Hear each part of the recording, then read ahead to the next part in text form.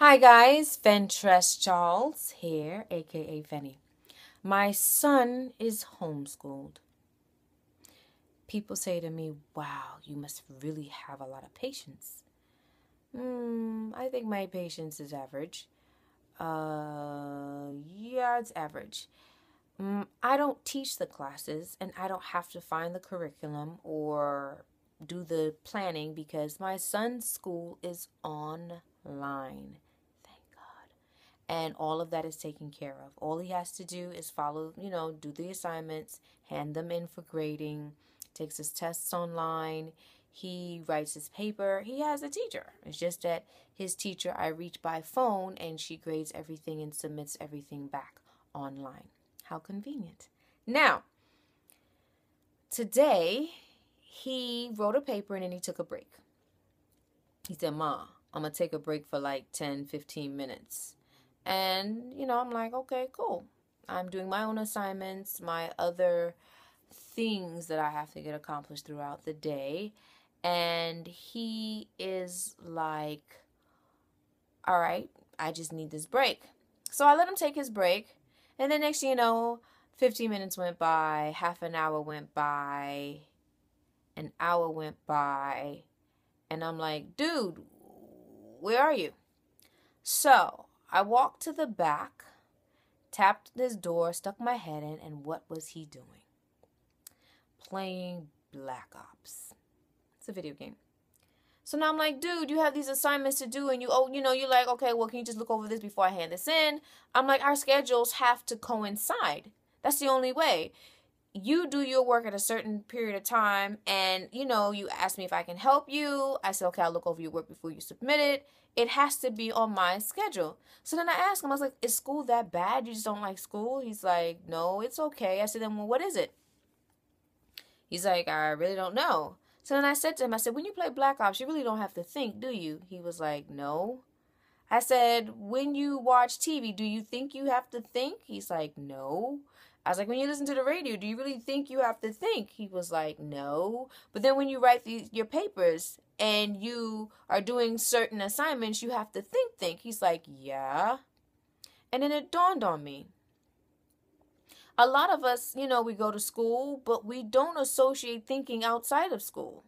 Because a lot of the entertainment or the things we preoccupy ourselves with fills us up. We don't really do anything to fill anybody else up or to fill things up. And I think that's a strange way of saying things up, but when you are watching TV, which is fine and cool on the radio and stuff, you're still being programmed by it, but you become the vessel that's being filled up with other people's ideas. There's nothing wrong with that if the ideas coincide with where you want to go, but half the time we're just doing this for entertainment and we're not really knowing where or what we're watching, where it's leading or taking us or filling us up with.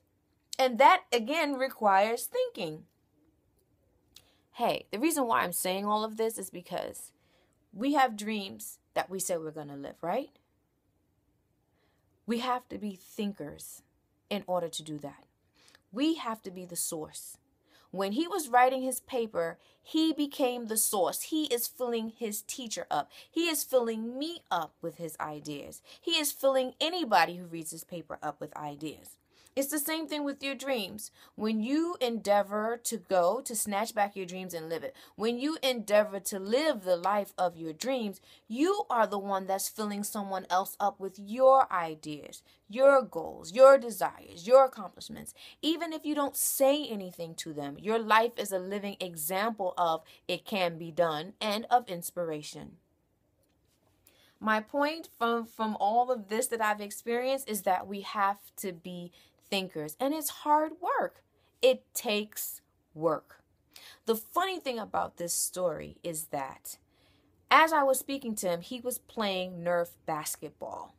It's another thing. He's more of a basketball addict than a Black Ops addict. And he was playing Nerf basketball, and I'm talking to him, and then the TV's on in the background, and then this line pops up out of nowhere and says, the guy is saying, he said, you have to train your mind like it's an obsession.